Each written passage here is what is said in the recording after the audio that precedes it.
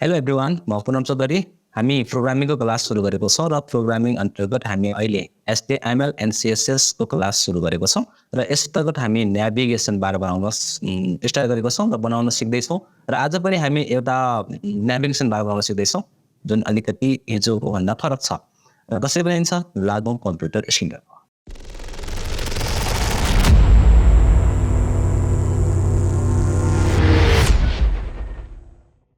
Okay म computer स्क्रिनमा आइसकेको छु र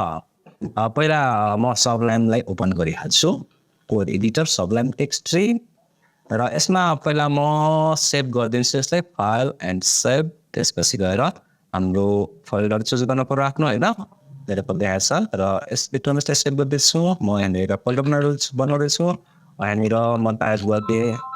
Day-05 भनेर र यसभित्र म गएर यसमा म टाइप गर्दैछु आफ्नो फाइलको नाम index.html and then simply save। त्यसपछि म फेरि कन्ट्रोल एन गरेँ कन्ट्रोल एस गरेँ इन्डेक्स क्लिक गरेँ मैले .css टाइप गरिदिएँ र मेरो यो index.css भइहाल्छ। ओके अब हामी यसमा HTML कोड पहिला टाइप गरिहाल्छौँ। पहिला म HTML बोइलर प्लेट बनाइहालेँ यसलाई बोइलर प्लेट पनि भन्छ होइन HTML स्केलेटन पनि भन्छ HTML बेसिक स्ट्रक्चर भनेर बुझ्दा नि हुन्छ त्यही भनेर बुझे पनि यही हो है र यसमा म टाइटल टाइप गरिदिन्छु टाइटल म Day-05 टाइप दिएँ र आज पनि हामी न्याभ बार बनाउन सिक्दैछौँ भनेपछि पक्कै पनि हामीलाई युएलको आवश्यक पर्छ युएल टाइप गर्नु पर्यो र यहाँनिर हामी लिस्ट बनाउँछौँ लिस्ट नम्बर 1 र यसभित्र म एङ्कर टाइप अहिले लगाइदिएँ र यहाँनिर ह्यास राखेर म यहाँनिर टाइप गरिदिन्छु होम भनेर यसो हामी होम र यसमा यहाँनिर हामी टाइप गर्नु पर्यो एच हो यहाँनिर हो र सेभ गरेपछि रिलोड गरेपछि के हुन्छ हाम्रो यस्तो केही हुँदैन यता त्यस भनेको छ बस बुलेट्सन यस्तै गरी अरू पनि मलाई चाहियो यहाँनिर होइन त्यसको लागि चाहिँ म यसलाई सेलेक्ट गर्छु र यहाँबाट कन्ट्रोल B अब सबैमा होम छ मलाई सबैमा होम चाहिएन भनेपछि म मल्टिक्लस गर्छु कन्ट्रोल यहाँ क्लिक पहिला कन्ट्रोल होल्ड यहाँ क्लिक यसमा ब्याक गरेँ मैले त्यसमा म टाइप गरिदिएँ यस्तै NEWS न्युज र यहाँ पनि क्लिक कन्ट्रोलसँग यहाँ क्लिक र यसमा म राखिदिन्छु CONTACT कन्ट्याक्ट राखिदिएँ है र यसमा म राखिदिएँ अबाउट ABOUT अबाउट यसको स्मल भयो यसलाई पनि एड गरिदिएँ मैले क्यापिटल है ओके अब यति भइसकेपछि हामी रिलोड गरेर हेर्ने हो भने यहाँनिर के हुन्छ हाम्रो के लिस्ट पनि आउँछ 4वटा 5वटा होइन 4वटा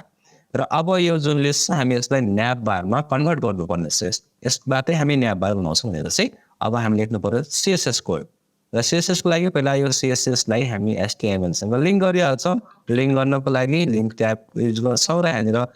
फाइलको नेम दिन्छौँ index.css भनेर र सेभ गरिदिन्छौँ हाम्रो लिङ्क भइहाल्छ यति त हो नि लिङ्क गर्ने होइन यो लिङ्क भइसकेपछि अब CSS मा गएर यो जुन URL छ हाम्रो यो भनेको एउटा एलिमेन्ट हो र म CSS मा डाइरेक्टली हामी यसमा क्लासमा केही ग्रुपमा केही दिएको छैन भने म यहाँनिर गएर डाइरेक्टली म URL लेख्छु है र यसलाई भन्छ एलिमेन्ट सेलेक्टर के भनिन्छ डाइरेक्टली यो एलिमेन्टको नाम टाइप गर्ने हो भने CSS मा यो एलिमेन्ट सेलेक्टर भन्छ र कर्ली ब्र्याकेट र जुन हाम्रो यो लिस्ट स्टाइल टाइप छ यसलाई हामी गरिदिन्छौँ नन पहिला र हाम्रो यो बुलेट के भइहाल्छ यो बुलेट हटिहाल्छ र यो हटाइसकेपछि अब यसको ब्याकग्राउन्ड कलर दिन्छु म यहाँनिर background colour is equal to म यहाँनिर राखिदिएँ 3 पहिला ह्यास राखेँ 3 अनि सेमिकोलन है कुन कलर आउँछ यो ब्ल्याक कलर अब यो भन्दा पनि लाइट कलर चाहियो भने यो नम्बर हामी बनाइदिन्छौँ जस्तै 3 राखेपछि 2 ब्ल्याक आयो भनेपछि म यहाँनिर 999 राखिदिएँ सेट अब हेरौँ कति कलर आउँछ ग्रे कलर आयो कुरो बुझिरहेको छ यदि हामी नम्बर घटायो भने डार्क कलर आउँछ नम्बर बढायो भने लाइट कलर आउँछ हैन ओके र यसलाई अब 9 एकदमै कम भइरहेको छ म यसलाई 6 राखिदिन्छु 666 या 5 राखिनु हुन्छ ओके म 5 राखेँ है 5 कस्तो देखिन्छ हेरौँ त यसमा गएर रिलोड गरौँ नट ब्याड ओके ल ठिक छ अब यो यसरी हाम्रो यो यसलाई यता पठाउनु पर्यो यसरी र यता पठाउनको लागि हामी सिम्पली के गर्छौँ जुन हाम्रो यो LI को A छ यसलाई हामी टार्गेट गर्छौँ एलिमेन्ट सेलेक्टरबाट र CSS मा गएर हामी यहाँनिर LI मात्रै देखाउँ LI मात्रै र यसलाई हामी फ्लोट लेख्छौँ फ्लोट लेफ्ट भनेर LEFT लेफ्ट र यो यता ल्यान्छ हटाउन जान्छ ए यसो भइहाल्छ यस्तो त भयो तर यसको कलर गायब भएको फेरि अब कलर ल्याउनको लागि फेरि हामी त कोड थप्नुपर्छ यहाँनिर है यहाँनिर हामी राख्नुपर्ने हुन्छ ओभिआर ओभरफ्लो हिडन भनेर ओभरफ्लो हिडन गर्ने हो भने हाम्रो त्यो कलर ब्याक भइहाल्छ कलर आइपुग्यो बुझिरहेछ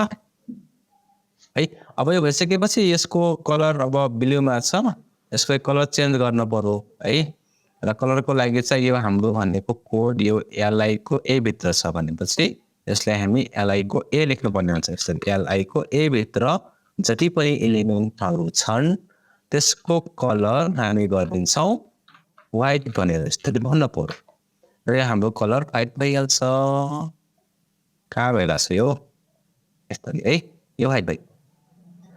व्हाइट त भयो प्लस यहाँनिर अब अन्डरलाइन पनि हेरेछ नि हो यो अन्डरलाइनमा हटाउनु पर्यो भनेपछि अन्डरलाइन हटाउनको लागि हाम्रो कोड के थियो टेक्स्ट डेकोरेसन नन यो याद गर्नु पर्यो हामीले है टेक्स्ट डेकोरेसन नन गरेपछि हाम्रो अन्डरलाइन हट्छ भनेर यो याद हुनु पर्यो अन्डरलाइन हट्यो प्लस अब यो फेरि नजिक छ यसलाई टाढा पठाउनु पर्यो र टाढा पठाउनको लागि हामी यसमा पेडिङ युज गर्छौँ पेडिङ म 15 पिक्सल राखिदिन्छु ल 15 px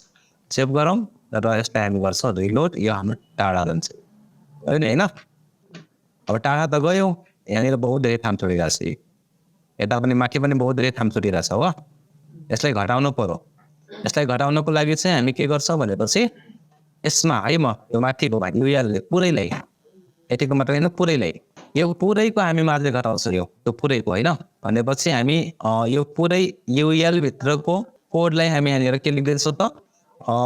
मार्जिन 0 गरिदिन्छौँ 0 px र पेडिङ पनि 0 px गरिदिन्छ हामी यसरी र सेभ गरिदिन्छौँ यो हाम्रो 0 भइहाल्छ नजिकै हिँड्छ यो पनि नजिक भयो यो पनि नजिक भयो ल यसलाई म 100%मा राख्छु है यो 100% यतिको छ अब यो फेरि एकदमै सानो भइरहेछ यसलाई अलिकति ठुलो गर्नु पर्यो हामीले यो ठुलो हुनु पर्यो भनेपछि यसको लागि चाहिँ यो जुन एलआईको यो छ यसमा हामी डिस्प्ले ब्लक गरिदिन्छौँ BLOC ब्लक र हाम्रो यो ठुलो भइहाल्छ ल यो ठुलो हुन्छ यसरी अब अक्षर सानो लागिरहेछ भने फोन साइज हामी बढाउन सक्छौँ थोरै बढाऊँ फोन साइज एन्ड म राखिदिएँ 19 पिक्सल सेभ गरिदिएँ मैले है र रिलोड गरेर हेर्नु त कति ठुलो हुन्छ ठिकै छ नट ब्याड यो भनेको हाम्रो एउटा नेभिगेसन बार होइन अब यसमा थोरै अरू चेन्जेस गरौँ थोरै इम्प्लिमेन्टेसन गरौँ है यो जुन एबाउट छ यसलाई हामी यता पठाइदिउँ यो कुनामा पठाउनको लागि पनि भेरी सिम्पल छ हामी इनलाइन CSS युज गरौँ यहाँबाट र स्टाइल लेख्छ हामी र यसलाई फ्लोट राइट गरिदिन्छ हामी यसरी र फ्लोट राइट गरेपछि यो राइट साइडमा गइहाल्छ नि हाम्रो यो राइट साइडमा आइहाल्छ राइट साइडमा आयो ओके ठिक छ अब यसमा माउस लगेपछि यसको कलर चेन्ज होस् होइन र कलर चेन्ज गर्नको लागि हामी सिम्पली CSSबाट यो यहाँनिर एलआई को ए भित्र माउस होभर गर्दाखेरि यसको ब्याकग्राउन्ड कलर म राखिदिएँ #111 र अब यसलाई म गरिदिन्छु फेरि यहाँबाट रिलोड यो मेरो यहाँनिर कलर अब थाहा छ ब्ल्याक कलर होइन र अब यसमा पनि ब्ल्याक आएर छ अब यसमा ब्ल्याक नहोस् अथवा यसमा कलरै नहोस् माउस लगेपछि यसमा कलर चेन्ज होस् तर यसमा कलर चेन्ज नहोस् यस्तो बनाउनु पर्यो भने अब यसमा थोरै कोड फेरि थपिदिन्छ हामी है यो जुन यसको लागि कलर चेन्ज नहुने छ नि यसको कलर ब्ल्याकमा चेन्ज होस् तर यसको नहोस् यस्तो बनाउनु पर्यो भने पहिला हामी यसमा गएर यसको क्लास बनाउनु पर्छ क्लास =ACTIBA के मैले नाम दिएँ क्लास बनाउनु पर्छ क्लास बनाइसकेपछि अब हामी CSSमा आएर यहाँनिर कोलम नट थप्छौँ र ब्राकेटभित्र जहाँ डट एक्टिभ छ त्यसको कलर चेन्ज नहुने भयो वर्ड नट कहाँ डट एक्टिभ भन्ने क्लासमा जहाँ डट एक्टिभ क्लास लेखेको छ त्यसमा कलर चेन्ज नहुने भनेको सेभ अनि रिलोड गरेर हेरौँ नि यसमा ब्ल्याक भइरहेछ बट यसमा अब अझै भइरहेछ यो के भयो सेभ यसलाई मैले सेभ गरेको नै सेभ ACTIBE ACTI छुट्याएको छ त यहाँ कसरी सेभ हुन्छ होइन ल सेभ गरौँ हेर एउटा अक्षरले बुझ्दैन कि कम्प्युटर यति बक्लो हुन्छ हेर मान्छे भएर बुझिहाल्थ्यो नि यो यति भयो यसको हो भनेर तर हेर अब एउटा अक्षर सोध्यो कहिले बुझ्दै बुझ्दैन त्यसैले हामीले यो ध्यानपूर्वक काम गर्नुपर्छ अब चाहिँ चेन्ज हुँदैन होइन र चेन्ज त भएन तर यसो यति मात्रै कलर छुट्टै होस् अरू कुनै कलरमा होस् यो चाहिँ त्यस्तो पनि बनाउनु पाइयो त्यसको लागि सिम्पली अब यसको क्लास हामी बनाएकै छौँ डट एक्टिभ भनेर सिएसएसमा सिम्पली जहाँ डट एक्टिभ लेखेको छ एसिटिआइबिई त्यसको ब्याकग्राउन्ड कलर के राख्ने त हामी यहाँबाट राख्न सक्छौँ यसरी म ह्यास राखेँ ह्यास त्यसपछि 4CAF50 यसलाई रिलोड गरौँ त के आउँछ यो कलर आउँछ अब यसमा कलर चेन्ज भइरहेछ ठिक छ यसमा लगेपछि कलर चेन्ज भइरहेको छैन अलिकति हेर्दा पनि अलिक अर्कै लाग्छ क्या यसमा पनि कलर चेन्ज होस् कुनै अरू कलर थप्न सक्यो हामी बहुत सिम्पल छ कि यो पनि सिम्पली डट एसिटिआइबिई राखेर कोलम लगाएर हुबर लेखिदियो बस भइगयो त नि यति राखेर अब ब्याकग्राउन्ड कलर लेखिदिउँ कुन कलरमा चेन्ज गराउने यसरी ब्याकग्राउन्ड कलर रेड बस भइगयो हाम्रो यो यसरी होइन भइसकेपछि अब हामी यहाँ माउस लग्ने हो भने यो रातो ठाने आएको छ यसरी यता ब्ल्याक हुन्छ यता रातो हुन्छ अब यहाँनिर 3टा मात्रै भयो यहाँ पनि अरू केही थपिदिउँ न बहुत सिम्पल भयो पनि थप्नु पऱ्यो भने अब एचटिएमएलमा जाने हो यो लाइनलाई सेलेक्ट गर्ने हो र यसको तल हामी जे चाहियो जतिवटा चाहियो थप्न सक्छौँ र अब यसलाई हामी एडिट गरिदिउँ यहाँनिर सिम्पली कन्ट्रोलसँग मैले क्लिक गरेँ यो दुई ठाउँमा र यहाँनिर म राखिदिएँ कोर्स युआरएससी कोर्स राखिदिएँ र यहाँनिर म राखिदिन्छु के आरइएससी राखिदिएँ रिजल्ट राखिदिएँ र यसमा क्लिक गरेँ फेरि ओहो यहाँनिर है यसमा म राखिदिन्छु एन्ड डाउनलोड र सेभ गरिदिएँ मैले अनि रिलोड गरौँ थपेर आएको होइन यसरी हामी यो बनाउन सक्यौँ एउटा नेभिगेसन बार यो बनाउन मात्रै गाह्रो हो यसमा समय लाग्ने हो है पछि यताको पेज राख्न त खासै गाह्रो हुँदैन त्यो सजिलो हुन्छ यसमै समय लाग्ने हो डिजाइन गर्न अब यो सिम्पल हो हामी यति बनाएको नेभिगेसन बार बहुत सजिलो नेभिगेसन हो योभन्दा पनि अप्ठ्यारो छन् यहाँनिर सर्च बटन हुन्छ अझै यहाँनिर सर्च गर्ने ठाउँ बनाएको हुन्छ होइन अरू थुप्रै कुरा हुन्छ sign up sign in create new पनि थुप्रै कुराहरू भइराखेको हुन्छ त्यो राख्न डल्लै बाँकी छ प्लस यहाँ माउस लगेपछि यसको तल अरू खुल्ने हुन्छ ड्रप डाउन लिस्ट होइन त्यो तिनी कुराहरू अब पहिला यो सिम्पल सिकौँ त्यसपछि तिनीहरू कुरा सिकौँ न